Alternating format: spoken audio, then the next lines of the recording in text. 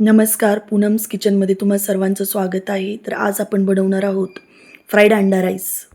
जर शिळा भात शिल्लक असेल तर अगदी 10 मिनिटात होणारा असा लहानांपासून मोठ्यांनाही आवडेल असा हा राईस आपण आज बनवणार आहोत. तुम्ही हा मुलांच्या टिफिनसाठी, नाश्त्यासाठी अगदी सहज करू शकता. अशाच सोप्या रेसिपीसाठी माझ्या चॅनलला सबस्क्राईब करा आणि व्हिडिओ शेवटपर्यंत पहा. इथं मी एक मोठी वाटीभर बासमती राईस भिजत घातलेला आहे. तुम्ही इथं शिळा भात देखील वापरू शकता. गॅस ऑन करून कढईमध्ये पाणी टाकून आता मी यामध्ये खाडे मसाले टाकून घेणार आहे. तमालपत्र असेल, चक्रीफूल किंवा मसाली विलायची असते, हे आपण सगळं त्यामध्ये शहाजिरं वगैरे टाकून घेणार आहोत.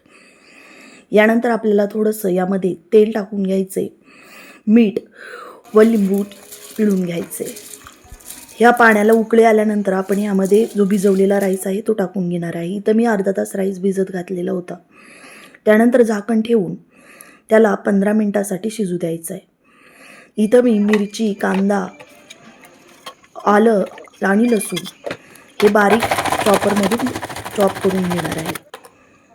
इथं पाहू शकता चॉपरमध्ये हे मिश्रण अतिशय बारीक झालेलं आहे. इथं मी 2 कांदे घेतलेले आहेत. यानंतर आपल्याला टोमॅटो धुवून तेही चॉपरमधून बारीक करून घ्यायचेत.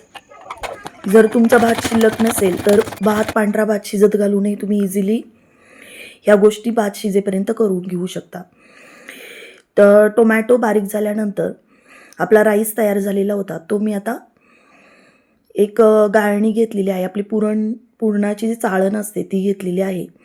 त्यामध्ये हा भात काढून घेणार आहे जेणेकरून त्यातलं सगळं पाणी निघून जाईल. आता आपल्याला या राईसला फ्राय करून घ्यायचे. त्यासाठी मी तर तेल घालून घेणार आहे कढईमध्ये. तेल गरम झाल्यानंतर मी यामध्ये शहाजिरं टाकून घेणार आहे. अर्धा चमचा शहाजिरे घेतलेले आहेत.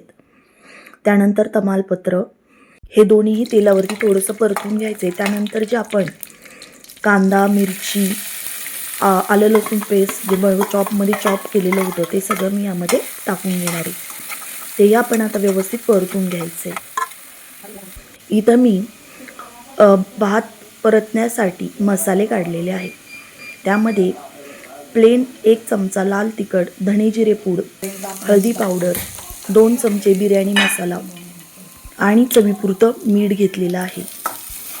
कमी फ्लेमवरती आपण कांदा परतून देणार आहोत. तोपर्यंत मी दुसऱ्या गॅसवरती पॅन ठेवून त्यामध्ये 6 अंडी घेतलेले आहेत ते फ्राय करून घेणार आहे.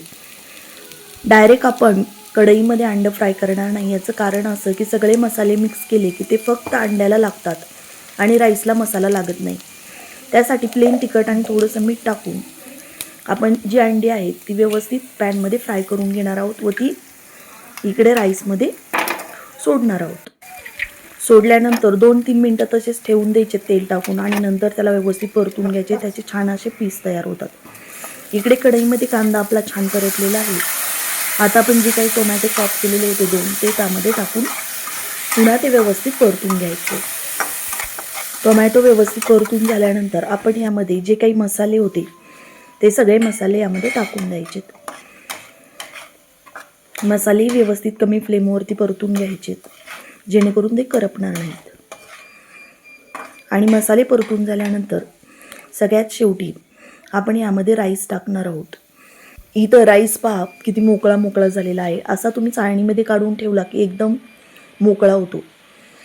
हा आता कढईमध्ये टाकून घ्यायचा आहे आणि व्यवस्थित परतून घ्यायचा आहे. आमच्याकडे बासमती राईस आवडतो म्हणून मी हा राईस वापरलेला आहे. जर शिळा तुमचा शिल्लक असेल भात त्यापासून देखील हे असं अंडा फ्राईड राईस खूप छान होतो.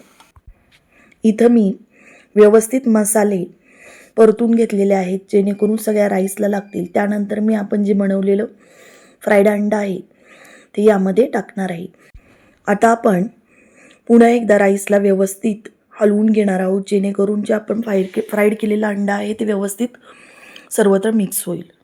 आता आपण मसाले भातामध्ये मुरण्यासाठी व अंडेही व्यवस्थित त्याचा फ्लेवर उतरण्यासाठी झाकण ठेवून कढईमध्ये 5 मिनटं ते कमी फ्लेमवरती ठेवणार आहोत. इथं मी 1 अंडं टाकून त्यावरती ब्लॅक पेपर व साल्ट टाकून 1 अंडं फ्राय करून घेणार आहे. आणि झाकण काढल्यानंतर आपला राईस रेडी झालेला आहे. आता आपण छानपैकी त्याला सर्व करून घेणार आहोत व त्यावरती फ्राईड केलेला जे अंडा आहे ते ठेवणार आहोत. असा राईस अतिशय छान लागतो आणि झटपट होतो. जर रेसिपी आवडली तर चॅनलला नक्की सबस्क्राईब करा. थँक्यू.